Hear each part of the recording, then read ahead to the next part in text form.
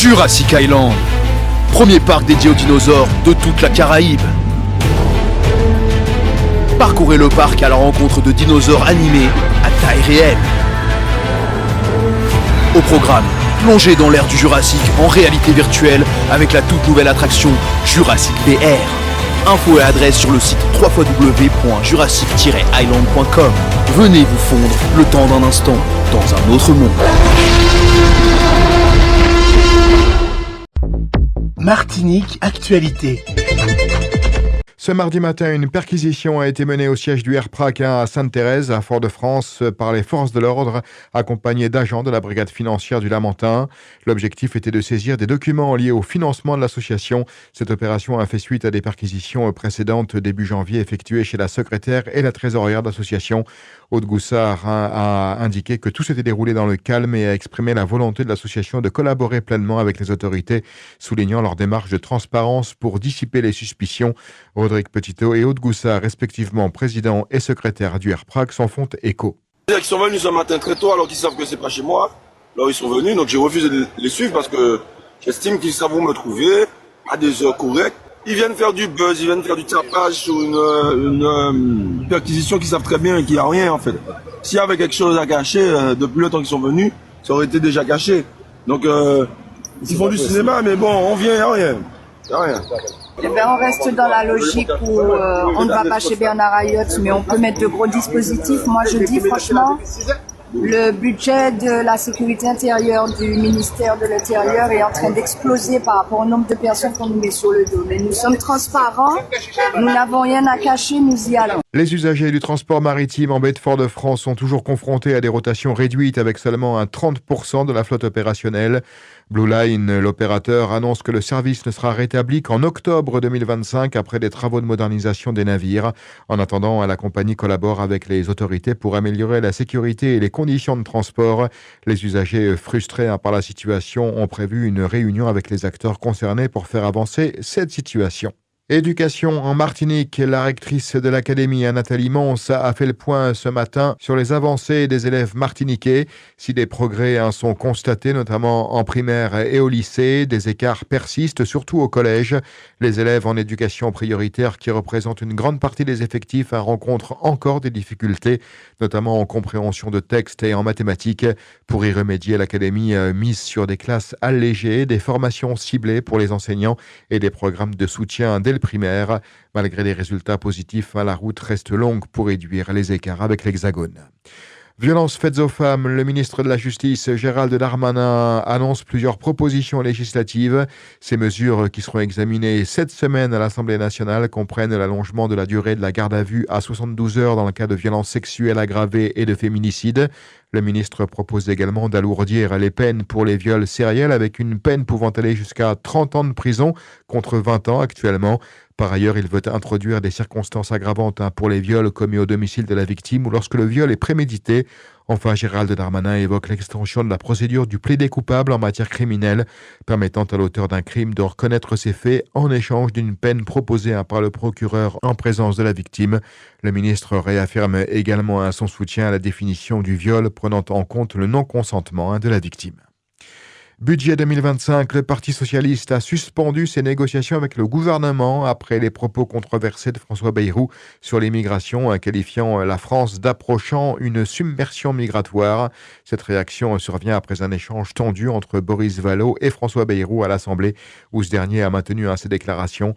Le PS accuse le Premier ministre de reprendre les thématiques de l'extrême droite. Cette situation pourrait peser sur l'adoption du budget, alors que les Insoumis appellent à la censure du gouvernement. Tourisme et environnement, le programme Bungalow, lancé pour aider les établissements hôteliers des Antilles et de Guyane à réduire leur empreinte carbone, se déroule du 29 janvier au 6 février prochain.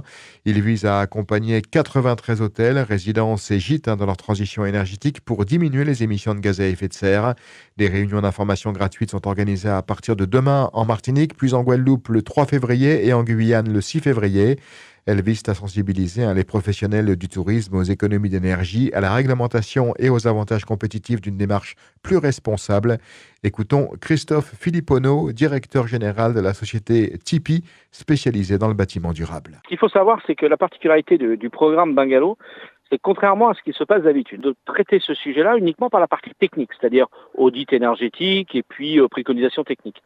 Et nous, ce qui nous a semblé important, c'est d'étendre cela à la sensibilisation également des personnes, qu'ils soient professionnels de l'hôtellerie, qu'ils soient des personnes qui agissent, femmes de chambre, etc.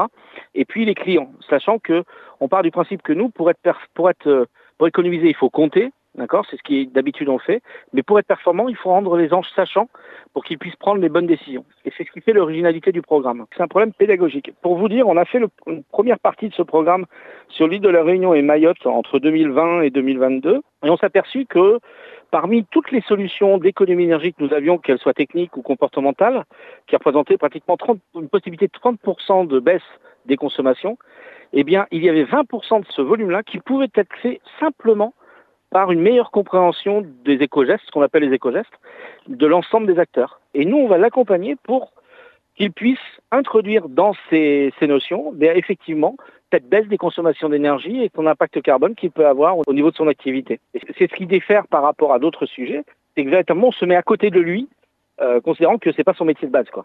Et sur une longue période, puisqu'on sera présent pendant plus de 3 ans.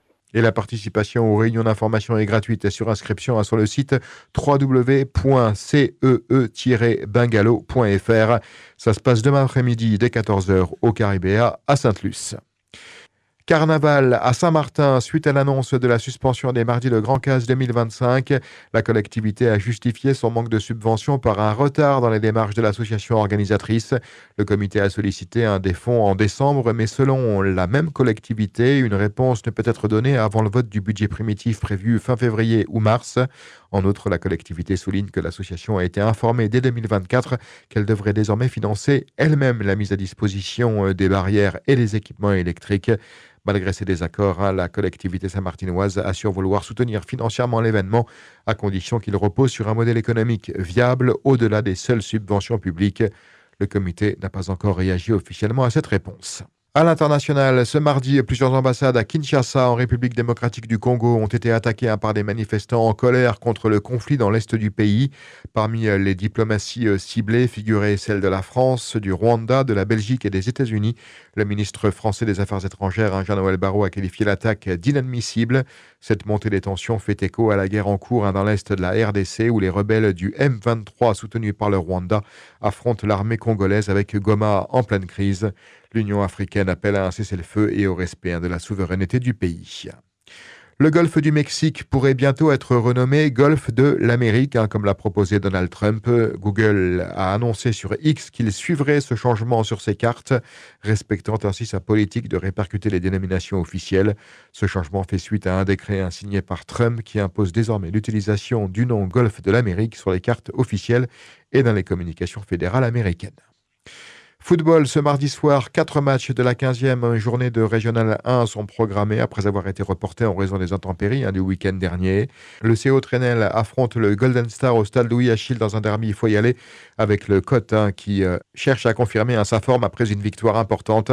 L'émulation accueille le New Club à Schellcher, les deux équipes ayant besoin de points pour s'éloigner de la zone de relégation. Le club péléen reçoit le Golden Lion, deux équipes ambitieuses qui veulent rester dans le haut du classement, tandis que le RC Saint-Joseph, en quête de la première place, affronte le club colonial prêt à créer la surprise. Et puis en basket, Victor Wembanyama disputera, sauf blessure, l'Euro avec l'équipe de France, a annoncé le président de la Fédération française de basket aujourd'hui. La compétition est prévue du 27 août au 14 septembre prochain et se déroulera entre 4 pays, Lettonie, Pologne, Finlande et Chypre. Outremernews.fr, le site de l'actualité outre-mer, 24 heures sur 24 et 7 jours sur 7. Retrouvez la chaîne Outremer News sur YouTube.